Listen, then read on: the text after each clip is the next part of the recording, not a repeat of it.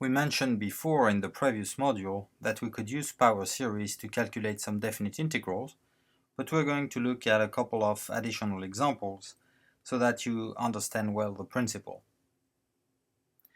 Let's say we want to calculate the integral from 0 to 1 of e to the negative x squared dx, and we want an estimate with 2 exact decimal places. Now the problem to calculate an exact value is that you cannot find an antiderivative of e to the negative x squared in closed form. What I mean here by in closed form is that as something that you can write with finitely many operations combining finitely many elementary functions, so things that are polynomials, roots, trig functions, exponential logarithms, these kind of things. So you cannot write a finite formula with these functions to obtain an antiderivative. Well, of course, here this is a claim that I'm making, but this could be shown. Anyhow, you don't know how to find an antiderivative in closed form. However, we can use the fact that we have a power series representation for e to the x, which is valid for all x. So I can plug in this power series representation x squared for x. Well, in this case, in fact, negative x squared is what we want. So if I replace x by negative x squared in the power series representation, I get the series from 0 to infinity of negative x squared to the n over n factorial. And negative x squared to the n is the same as negative 1 to the n times x to the 2n. So we obtain this series representing e to the negative x squared. And this is valid for all x because the original power series for e to the x was valid for all x.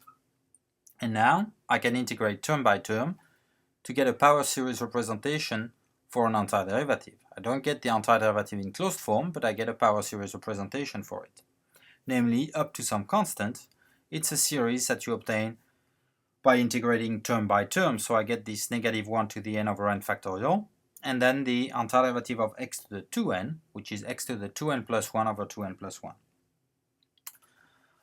So now, because e to the negative x squared is continuous on the interval 0, 1, when I integrate, I know that the function has an antiderivative on this interval, and we found a power series representation for such antiderivatives, and we can apply the fundamental theorem of calculus to the effect that the definite integral is equal to this antiderivative, which I write as the sum of a power series, evaluated between 0 and 1.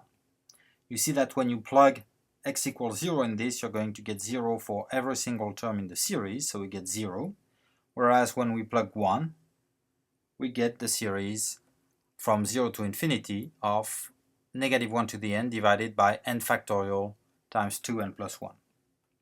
So this series is equal to the integral we are looking for. The sum of the series is exactly this integral. And this is an alternating series, and the absolute value of the general term is 1 over n factorial 2n plus 1, which is decreasing going to 0.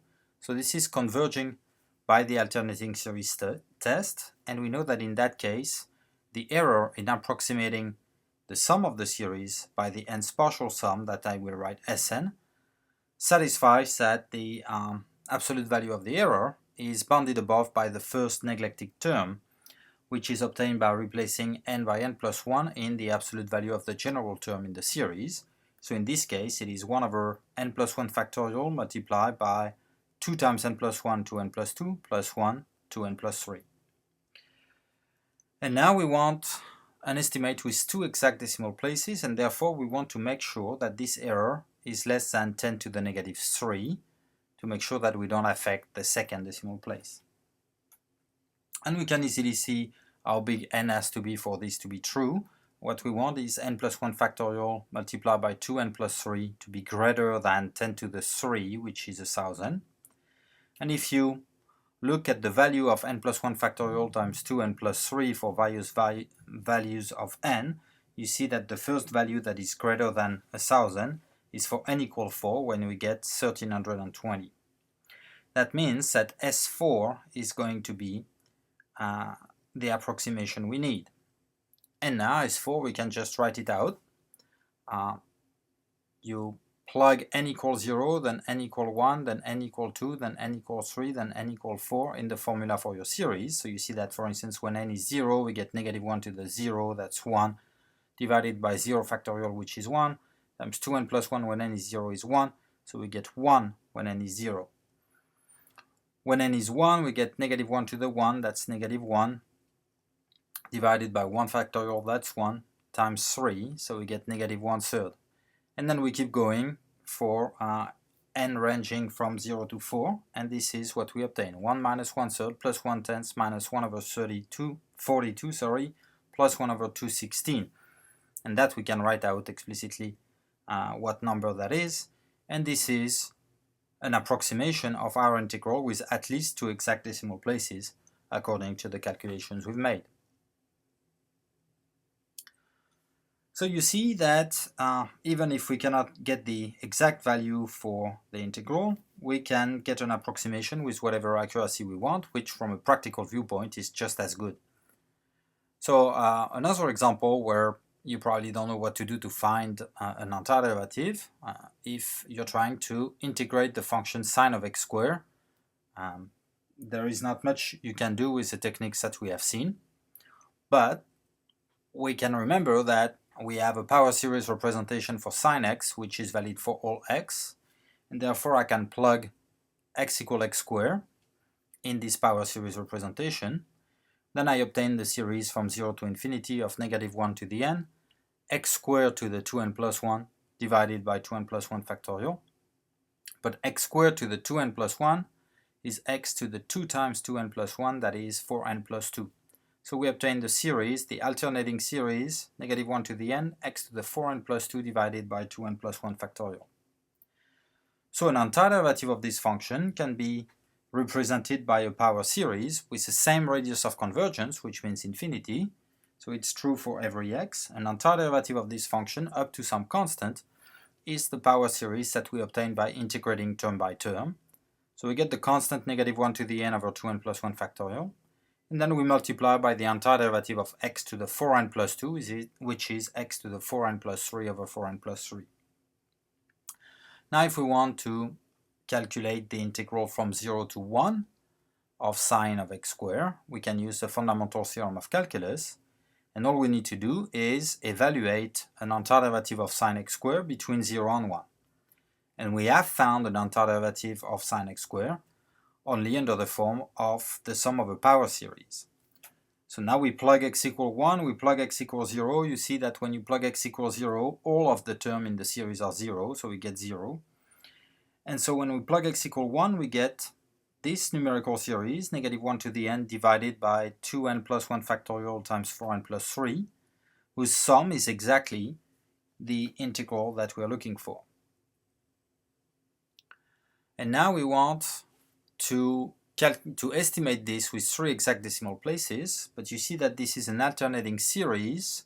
The absolute value of the general term is 1 over 2n plus 1 factorial times 4n plus 3, which is decreasing and going to 0.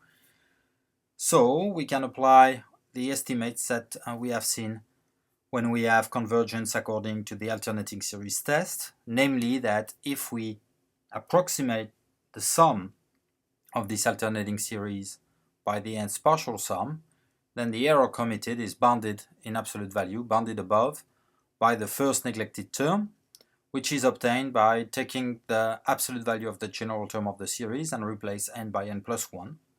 So I get, as an upper bound for the error, 1 over 2n plus 3 factorial multiplied by 4n plus 7, because if I replace n by n plus 1 in the formula, I get 2 times n plus 1, that's 2n plus 2, plus 1, that gives me 2n plus 3 factorial. And then when I replace n by n plus 1 in 4n plus 3, I get 4n plus 4 plus 3, so 4n plus 7. And now to get 3 exact decimal places, we want to make sure that this error is less than 10 to the negative 4, so that the error doesn't affect the third decimal place. In other words, we want 2n plus 3 factorial multiplied by 4n plus 7 to be greater than 10 to the 4th, which is 10,000. And if you plug values for n in 2n plus 3 factorial times 4n plus 7, for n equal 1 it's already 1320, and for n equal 2 we already have 75,600, which is way more than 10,000. And so we have the accuracy we need, namely what that means is that S2, the partial sum where we add the terms for n equals 0, n equal 1, and n equal 2, will give us an approximation of the integral with the accuracy we need.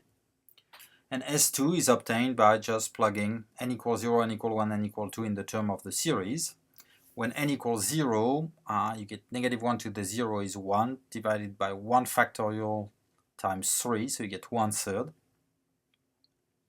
Then when n is 1, you get negative 1 at the top, 3 factorial times 7, so that's 6 times 7, 42, so negative 1 over 42, and then plus 1 over 1320 for n equal 2. This number, which is easy to obtain, will be an approximation of our integral with an accuracy that is at least 3 exact decimal places. Now turn to the next video where we're going to discuss applications of power series to the evaluation of limits.